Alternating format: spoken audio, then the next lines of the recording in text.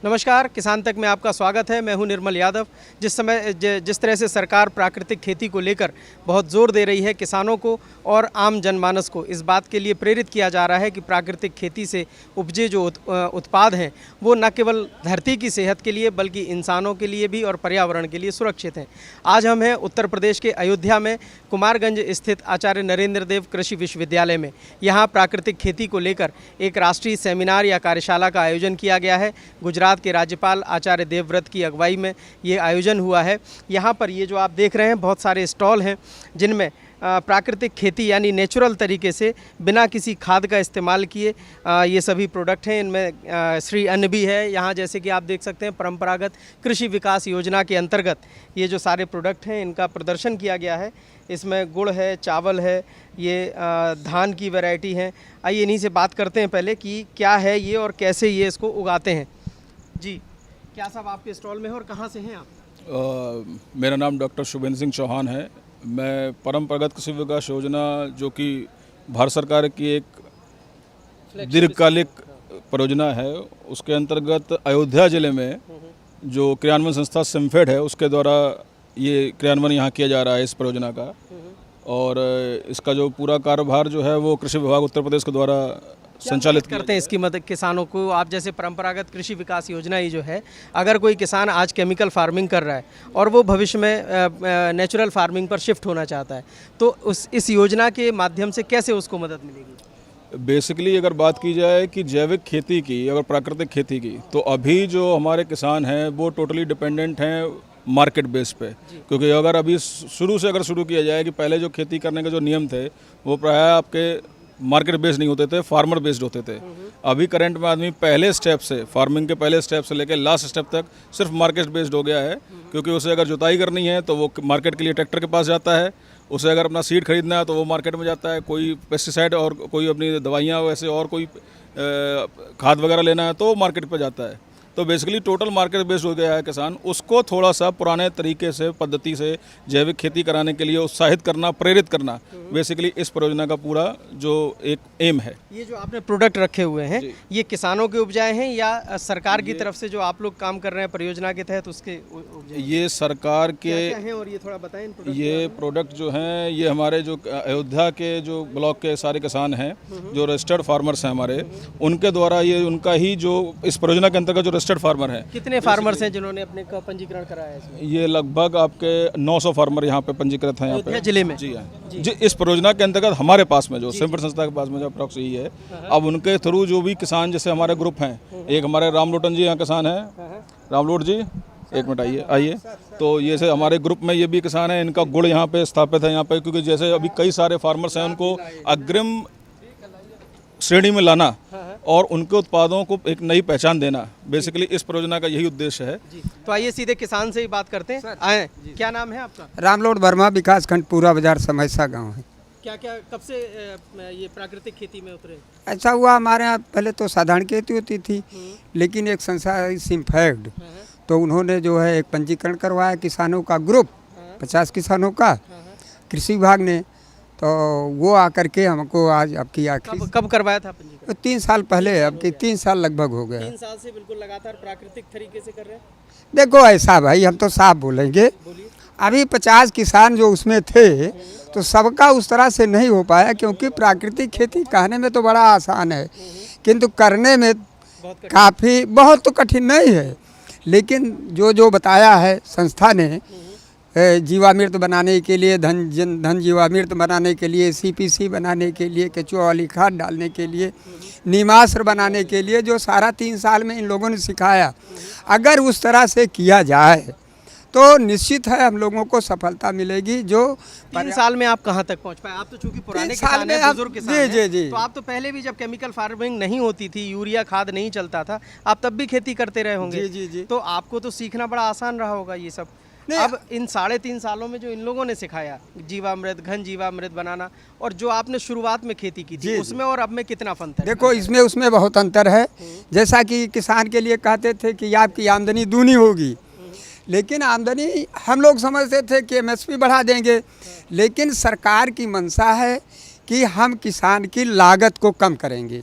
तो प्राकृतिक खेती में लागत कम होती है, इसलिए कम होती है कि उसी गाय के गोबर से और गाय के जो है पेशाब से ये सब चीज़ें बनती हैं। गांव की जो चीज़ें हैं 10 पानी अर्क बनाया जाता, वो सब गांव की चीज़ें हैं। लागत कितनी क्या कम आई है? लागत तो इसमें काफ़ी कम है, लेकिन नई जनरेशन जो है इसको अभी उतना पसंद नहीं कर रही। क्यों? क्योंकि इसकी मार्केटिंग जो है अभी नहीं है।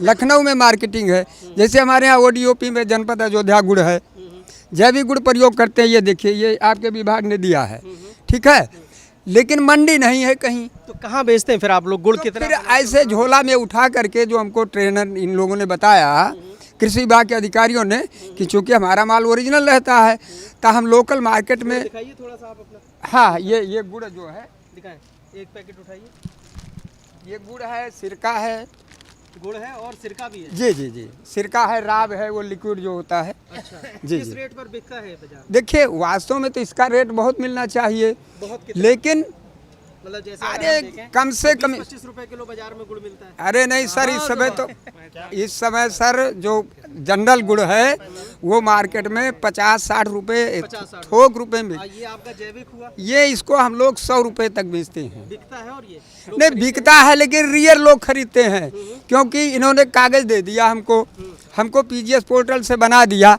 लेकिन हम ग्राहक को अभी उतना विश्वास में नहीं ले पाते हैं। तो इसलिए 2-2 किलो जो है, जो अच्छे लोग हैं, पैसा वाले हैं, देखो ये प्राकृतिक जो अन्न उत्पादन है, प्रोडक्ट जो है, इसको जो है पैसे वाले ही लोग खरीदेंगे। दूसरा, जैविक खेती जो है ये विश्वास की है। जब किसानों को विश्वास इस पर हो जाए और कंज्यूमर को, उपभोक्ता को जब तक विश्वास नहीं होगा, वो सर्टिफिकेट दे करके थोड़ो लेंगे। आपको देखकर आपके गांव में और कितने किसान हैं जिन्होंने जैविक खेती और प्राकृतिक नहीं, खेती तो करना हमारे शुरू यहाँ किया? क्लस्टर सर 50 का बना है। हाँ, नहीं 50 से और आगे बड़ी संख्या। नहीं, 50 से अब लोग धीरे धीरे सीख रहे हैं। संख्या तो अभी उसी 50 की रन कर रही है। जी। जैसे कि सब लोग सेकंड और फर्स्ट थोड़ा पास हो जाते हैं। हाँ, लेकिन तो यहाँ और भी कुछ प्रोडक्ट हैं। आप ये हाँ, समूह FPO के हाँ जी, मेरा FPO है। मैं डिस्ट्रिक्ट अमरोहा की रहने वाली हूँ, ग्राम चकछावी है, और मेरा नाम हितेश चौधरी है। तो यहाँ पे मैंने अपने किसानों के साथ मिलकर एक FPO का गठन किया, जो मैंने सन 2021 में किया, 16 अप्रैल को, कि किसान को कैसे, जैसे क्या किसान भाई आजकल हमारे खेतों में बहुत ज़्यादा रसायन का प्रयोग करने लगे हैं, तो उसमें अपनी कृषि में कैसे बदलाव किया जाए। तो मैंने अपना समूह बनाया, महिलाओं का मेरा समूह बना हुआ है। उसमें मैं गन्ने की नई प्रजातियों की पौध तैयार कराती हूँ महिलाओं से, और खुद भी करती हूँ। और उसे हाँ, ये प्रोडक्ट है यहाँ पे जो हम FPO के माध्यम से, ये हमारे जो है मिलेट्स के प्रोडक्ट हैं। ये हमारा कंगनी का है, ये हमारा जौ का कुकीज है, ये हमारा ज्वार का कुकीज है, ये हमारी बाजरे की नमकीन है, ये हमारे रागी के बिस्किट हैं, ये हमारा जौ और चने के लड्डू हैं, ये हमारी लेमन ग्रास टी है, इससे हमने फिनाइल भी बनाया हुआ है, सैनिटाइजर भी बना हुआ, ऑयल भी है इसका। और ये हमारी हल्दी है, हमारा शहद वगैरह भी रहता है, अचार वगैरह भी रहता है। हल्दी हमारी 400 रुपये किलो ये जाती है। लेकिन जैसे हमारे किसान भाई हैं भाई, किसानों से, तो उसमें क्या है, जो हमारी सरकार की मंशा है कि किसान की आय कैसे दोगुना हो, तो क्या है, हमारी जो प्राकृतिक हम खेती करेंगे तो उसमें हमारी लागत कम हो जाती है। जैसे हमारा गोमूत्र है, गाय का हमारा गोबर है, उन चीज़ों का प्रयोग हम अपने खेत में करते हैं। जैसे हमारे पत्ती होती है, फसल अवशेष, तो सबसे बड़ी बात है कि किसान मुड्डा जलाते हैं, तो उसे ना जला के जो पत्ती होती है वो पशुओं के नीचे डाली जाती है सर्दियों में, उनका बिछावन बन जाता है। उसके बाद जो सड़ गल के पूरा तैयार हो जाता है, फिर गोबर भी होता है, गोमूत्र भी होता है, तो उसको अपने खेत में डाल देते हैं। तो प्राकृतिक भाई हमें बाहर से कुछ लाना नहीं पड़ा। जैसे दवाइयाँ हैं, दवाइयों का प्रयोग किसान भाई करते हैं, उन्हें ना करके अपनी प्राकृतिक की देन हमें सब कुछ दे रखा है। किसान भाई अकेले कर रहे हैं या किसान बहनें भी वहाँ जुड़ रही हैं? नहीं, बहनें हैं मेरे साथ, बहनें जुड़ी हुई हैं काफ़ी। मेरा जो समूह है उसमें 12 महिलाएं जुड़ी हुई हैं। जो मेरे FPO है, FPO में मेरे साथ 250 महिलाएं जुड़ी हुई हैं। वो सभी प्राकृतिक तरीके से खेती करते हैं? हाँ जी, हाँ, 517 किसान मेरे साथ जुड़े हुए हैं। उसके साथ साथ मेरे जो है क्लस्टर बने हुए हैं, जो मेरा 200 हेक्टेयर के क्लस्टर बने हुए हैं, जो मैंने 4 गाँव में बना रखा परंपरागत कृषि का। कितने साल से कर रहे हैं आप? ये मैं तो लगी हुई सन 2002 से थी, लेकिन जो बिल्कुल ही हम अपने उससे जुड़े तो हम सन 2018 से जुड़े। मैंने प्रशिक्षण लिया करनाल जाके, पतंजलि जाके, प्राकृतिक खेती सुभाष पालेकर जी से मैंने प्रशिक्षण लिया।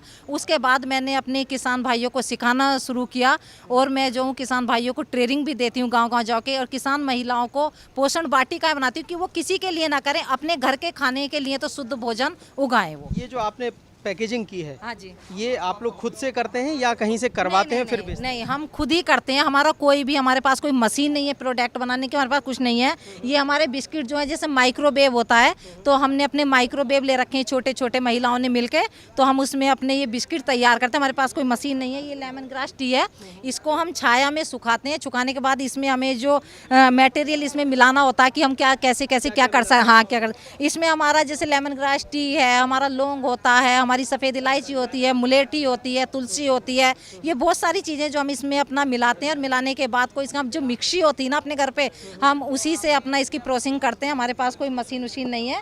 हल्दी हम अपना जैसे पुराने ज़माने में मान जिस्ते से कूटते थे, पहले हम उसमें कूटते हैं और उसके बाद में हम अपनी जो है जो मिक्सी होती है उसमें हम इसका बारीक पाउडर बना देते हैं। तो ये काफ़ी किसान भाइयों के और हमारी बाहर जो है जैसे सप्लाई भी जा रही है, बहुत बहुत दूर से हमसे मांगते हैं। डिमांड कितनी क्या बढ़ रही है 3-4 सालों से? हाँ, डिमांड मेरी बढ़ रही है। देखो, कोई भी कार्य जब हम करते हैं सब में कठिनाई आती है, ऐसी कोई बात नहीं जिसमें कठिनाई नहीं आती। मुझे शुरुआत में बहुत कठिनाई आई इसमें कार्य करते हुए। मुझे मार्केटिंग नहीं मिली, कोई रास्ते नहीं मिलते थे। मैं स्टॉल लगाती थी और सामान अपना बांध के घर ले आती थी, कोई सेल नहीं होती थी। लेकिन अब ऐसा हमारे पास प्रोडक्ट नहीं होता, हमारे पास मार्केटिंग होती है।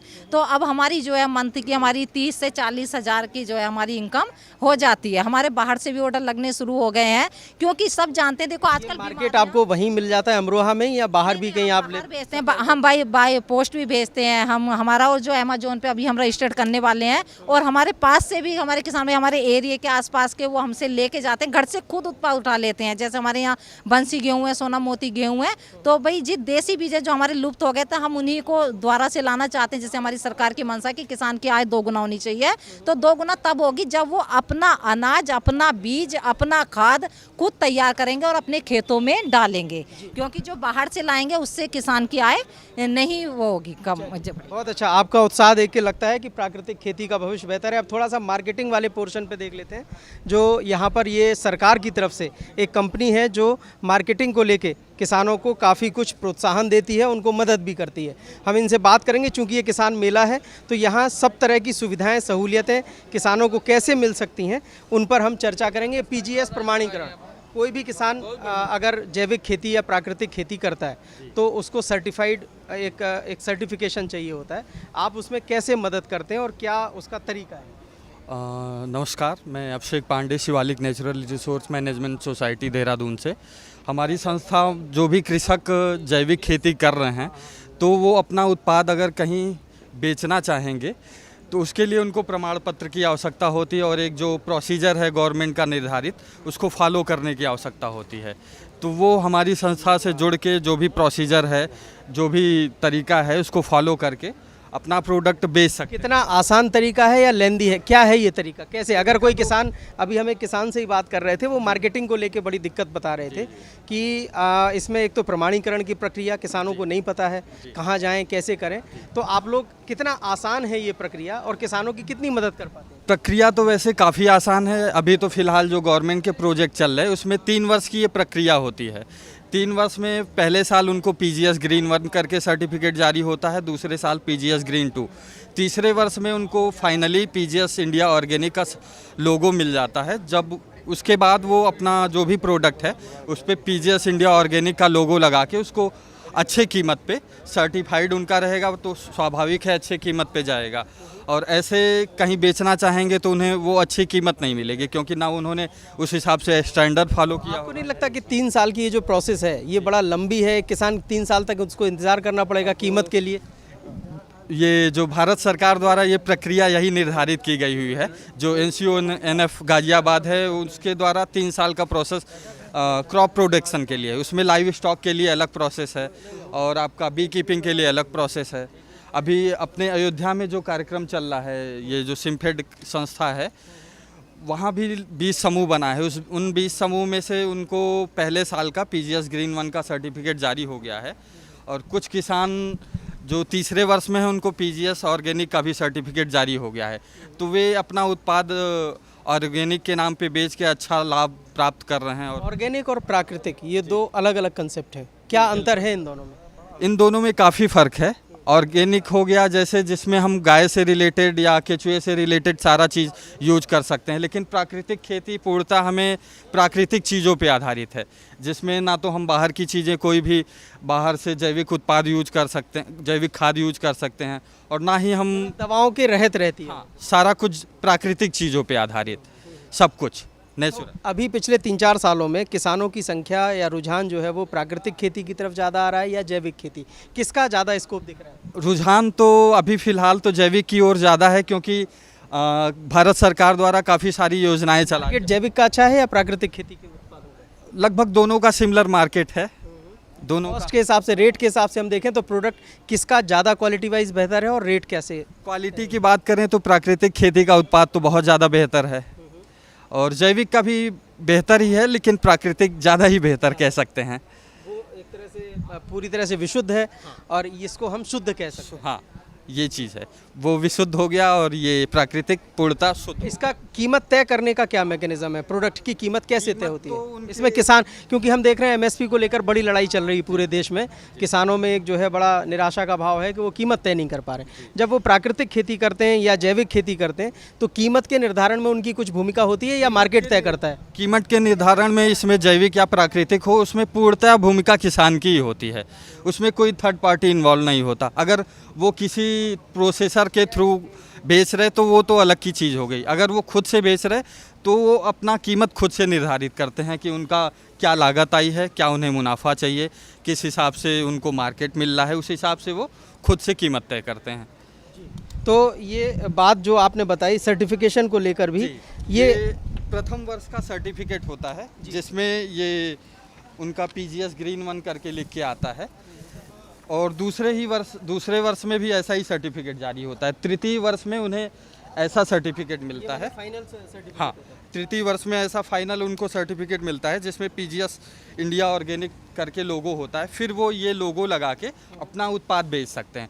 प्रथम या दूसरे वर्ष में ये लोगो लगा के वो नहीं बेच सकते। क्या एक्सपोर्ट का भी राइट मिल जाता है इस सर्टिफिकेट मिलने के बाद? नहीं, पीजीएस के द्वारा तो एक्सपोर्ट की अथॉरिटी नहीं मिलती। इंडिया में आप बेच सकते हैं। एक्सपोर्ट करने के लिए आप एनपीओपी जो सर्टिफाइड है, एनपीओपी का आप वो ले सकते हैं, क्रीडिएशन।